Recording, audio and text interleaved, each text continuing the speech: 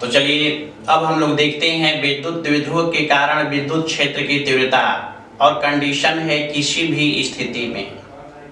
यानी आप हेडिंग दे सकते हैं कि विद्युत द्विध्रुव के कारण किसी भी स्थिति में विद्युत क्षेत्र की तीव्रता, intensity of electric field due to electric dipole at any position.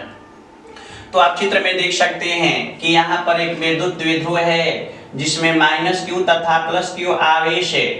एक दूसरे से 2l दूरी पर क्रमशः बिंदु A तथा बिंदु B पर स्थित हैं और इस विद्युत द्विध्रुव का विद्युत द्विध्रुव आघूर्ण P है।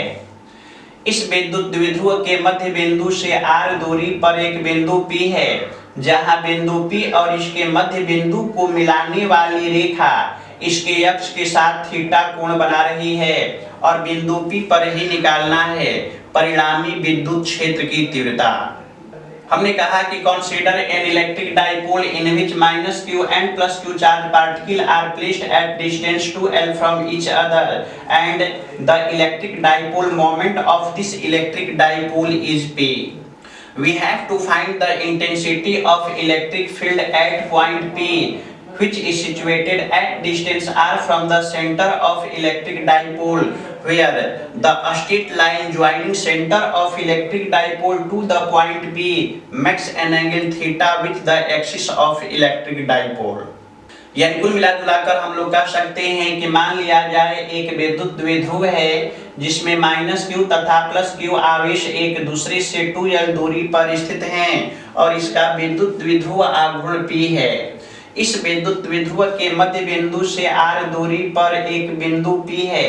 जहां बिंदु P तथा विद्युत द्विध्रुव के मध्य बिंदु को मिलाने वाली रेखा विद्युत द्विध्रुव के अक्ष के साथ थीटा कोण बना रही है और बिंदु P पर ही परिणामी विद्युत क्षेत्र की तीव्रता का मान निकालना है। तो भाई यहाँ पर विद्युत क्षेत्र के तीव्रता का मान निकालने के लिए हम लोग विद्युत द्विध्रुव को दो घटक में वियोजित कर देते हैं। तो आप चित्र में देख सकते हैं कि इसके दो घटक हुए, एक हो गया A1 B1 जिसके अनुदिश विद्युत द्विध्रुव आघूर्ण है P cos थीटा,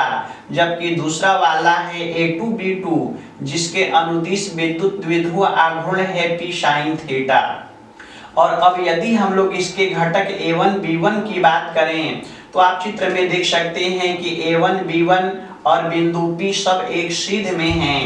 और याद होगा हम समझा चुके हैं कि जब ये एक सीध में होते हैं तो उस स्थिति को नाम दिया जाता है अक्षीय स्थिति। यानी हम लोग कह सकते हैं कि चूंकि बिंदु P विद्युत द्विध्रुव के घटक A1 B1 के अक्षीय स्थिति में है, अतः विद्युत द्विध्रुव के घटक A1 B1 के कारण बिंदु P पर विद्युत क्षेत्र की तीव्रता, और यदि इसको ER मान लिया जाए तो आपको याद होगा अक्षीय स्थिति हम पढ़ा चुके हैं, तो लिख सकते हैं कि ER = 1/4 pi epsilon not into 2p cos theta by r3। भाई p के जगह p cos थीटा है तो 2p cos theta by r3। और इसकी दिशा की बात की जाए तो वहां पर हम आपको ये समझाए थे कि इसकी दिशा होती है ऋण आवेश से धन आवेश की ओर। तो ऋण आवेश से धन आवेश का मतलब इस दिशा में, और इस दिशा का मतलब हमको दिशा तो बिंदु P पर दर्शाना है, तो देख रहे हैं चित्र में ER इधर की ओर, तो मान भी मालूम और दिशा भी मालूम।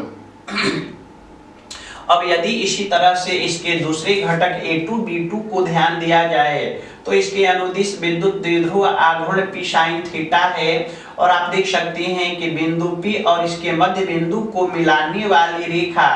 इस विद्युत द्विध्रुव A2 B2 के लंबवत है और लंबवत वाले स्थिति का नाम देते हैं निरक्षीय स्थिति। तो कुल मिलाजुलाकर हम लोग कह सकते हैं कि भाई बिंदु P विद्युत द्विध्रुव के घटक A2 B2 के निरक्षीय स्थिति में है, अतः विद्युत द्विध्रुव के घटक A2 B2 के कारण बिंदु P पर विद्युत क्षेत्र की तीव्रता, और यदि इसको थीटा मान लिया जाए तो हम आपको निरक्षीय स्थिति भी पढ़ा चुके हैं, तो वहां जो सूत्र बना था उसके अनुसार हम लोग लिख सकते हैं कि E θ = 1/4 pi epsilon not into P by R cube, लेकिन p के जगह इसका मान p साइन थीटा है तो p sine theta by R cube. और याद होगा वहां पर दिशा की चर्चा भी किए हैं कि भाई निरक्षीय स्थिति में विद्युत क्षेत्र की दिशा धन आवेश से ऋण आवेश की ओर होती है। और यहाँ चित्र में देखा जाए तो धन आवेश इधर और ऋण आवेश उधर, यानी इधर की ओर। तो इसको बिंदु P पर दर्शाना हो तो उधर की ओर। तो भाई यहाँ पर इसका भी मान मालूम और दिशा मालूम। अब यदि बिंदु P पर ध्यान से देखा जाए तो आप देख सकते हैं कि ER और Eθ परस्पर लंबवत हैं। और आपको याद होगा लंबवत वाला कंडीशन हम पढ़ा चुके हैं कि यदि दो सदिश लंबवत हैं तो परिणामी r बराबर अंडर रूट ए स्क्वायर प्लस बी स्क्वायर। तो भाई यहाँ परिणामी r की जगह परिणामी विद्युत क्षेत्र ए के जगह ER और B के जगह Eθ। तो कह सकते हैं कि चूंकि बिंदु P पर दोनों विद्युत क्षेत्र परस्पर लंबवत हैं, इसलिए बिंदु P पर परिणामी विद्युत क्षेत्र E equal to under root ER square plus Eθ square मान लेते हैं इक्वेशन फर्स्ट। तो कहा जा सकता है कि ER तथा Eθ का मान समीकरण 1 में रखने पर, और यदि इनके वैल्यू को इस इक्वेशन में रख दिया जाए तो नीचे लिख सकते हैं कि E equal to under root 1/4 pi epsilon not into 2p cos theta by R cube का whole square plus 1/4 pi epsilon not into p sine theta by R cube का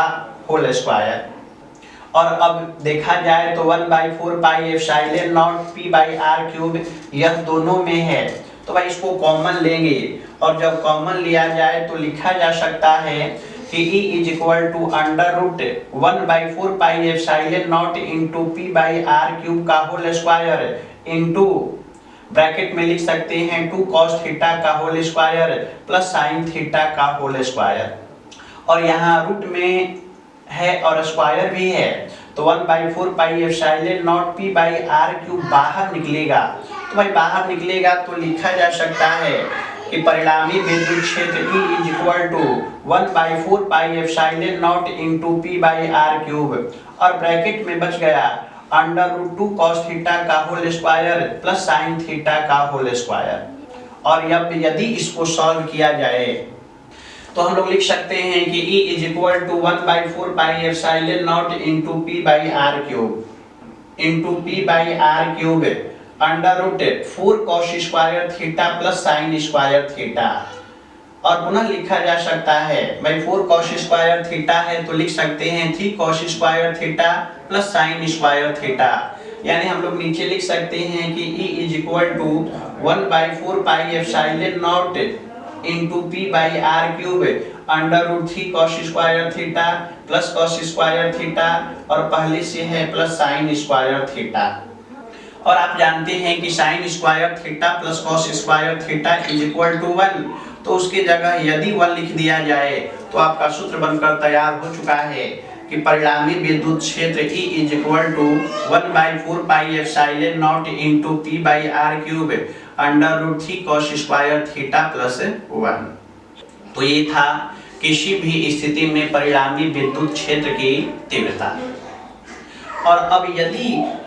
कभी कभी पूछता है कि भाई परिणामी विद्युत क्षेत्र ER के साथ कितना कोण बनाएगा, तो आप चित्र में देख सकते हैं कि यहाँ परिणामी विद्युत क्षेत्र को बीच में से दिखाया गया है। तो यदि यह ER के साथ अल्फा कोण बनाए तो लिखा जा सकता है कि tan alpha is equal to perpendicular by base. तो भाई परपेंडिकुलर के जगह E थीटा और बेस के जगह ER,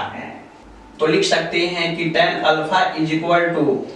E theta by ER, और E थीटा और ER के मान को यदि इस समीकरण में रख दिया जाए तो नीचे लिखा जा सकता है कि tan alpha is equal to 1/4 pi epsilon not into p sine theta by R cube by 1/4 pi epsilon not into 2p cos theta by R cube. तो सारा वैल्यू कट जाएगा, ऊपर बच जाएगा साइन थीटा और नीचे बच जाएगा 2 cos थीटा।